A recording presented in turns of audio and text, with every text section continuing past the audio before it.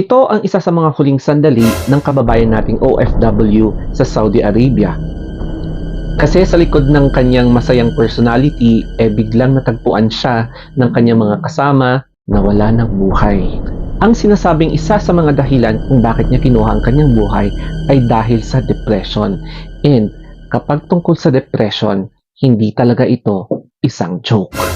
Malaking relate kasi ito para sa akin dahil kapag naayos, if ever yung mga papers ko, nagiging OFW na rin ako in the future na mapapasabak, mag-isa, walang kakilala, and at risk sa ganitong klaseng kondisyon.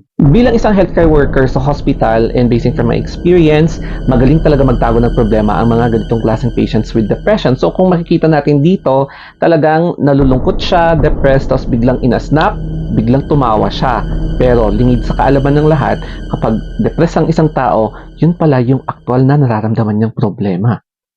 Ito kasi yung isa sa mga nakakatakot na signs ng mga taong may depression kasi hindi mo makahalata na meron talaga silang pinagdadaanan na problema katulad niya, no? So, parang mukhang masaya siya, pero yun pala, meron siyang mahigpit na pinagdadaanan at kailangan talaga niya ng tulong, kailangan niya ng makakausap.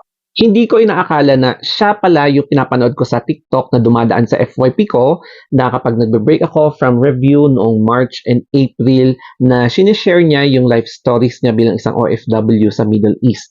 Tapos, na-shock talaga ako kasi hindi ko inaakala na meron pala siyang pinagdadaan ng matinding problema tapos biglang nagpatiwakal. Eto pala siya, no? Losamat doon sa TikTok. At dumadaan talaga siya sa FYP ko. Kaya napapanood ko siya kapag nagbe-break ako from review dati. And napansin ko na yung jolly personality niya, tapos yung, for me, ang main na pinagkakabuhayan niya sa Middle East ay pagiging florist. So kapag florist ka, patok na patok ka sa Middle East. Hindi ko talaga naasahan na bigla siyang mawawala sa isang iglap dahil sa depression.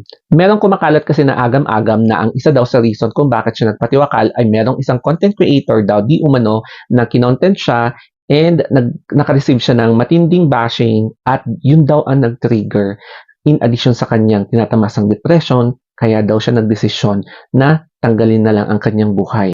Bilang isang healthcare worker, i-share ko sa inyo ang konting kaalaman tungkol sa depression basing from my clinical experience, personal experience, at napag-aralan namin sa school at sa review. So, ito yung depression, the causes, multifactorial, high expectation problem, and financial problem, relationship problem. Tapos, kapag ganyan, nagkakaroon ng decreased coping mechanism, decreased self-esteem, sense of worthlessness, and then hostility towards self, overthinking, depression, and then pagpapatiwakal. May maraming types yan, major depression, dysthymia, functional postpartum sa mga buntis, and ayan, seasonal affective disorder. So, ang ginagawa namin minsan is one-on-one observation, acceptance, trust, and rapport, mga ganyan. And ito yung mga possible na pinaprescribe sa mga taong may depression. And then, syempre, ito yung mga pagkain na bawal. Ito kasi yung challenge kapag isa kang OFW. Una sa lahat, wala kang kakilala, tapos mag-isa ka lang talaga, wala kang pwedeng paghinga ng tulong kasi hindi ka familiar sa place, hindi mo kakilala yung mga tao. Yung pangalawa is, you are vulnerable na pwede kang bulihin ng mga ibang lahi, lalo na kapag alam nila wala kang resources. At pinakamasaklap, number 3 is, nakakalungkot na pwede kang inggitan, pagkainggitan ng mga kapwa mo OFW, mapapairal dito yung crab mentality. So, eto yung mga ibang contributing factors kaya nagkakaroon ng depression yung mga ibang kapatid nating OFW. I'm very sad to say this, pero may your soul rest in peace, Arnold Carom, or kilala bilang Losamat sa social media. And condolence din sa inyong family, relatives, and mga friends. Kaya we only live once. Ang dapat natin gawin habang nabubuhay tayo is always seek yung mga positive vibes na nakakapagpasaya sa atin.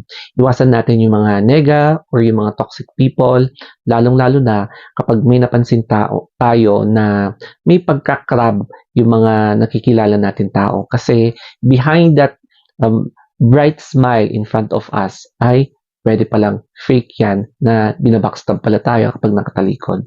So, ingat-ingat lang and always prioritize yourself first.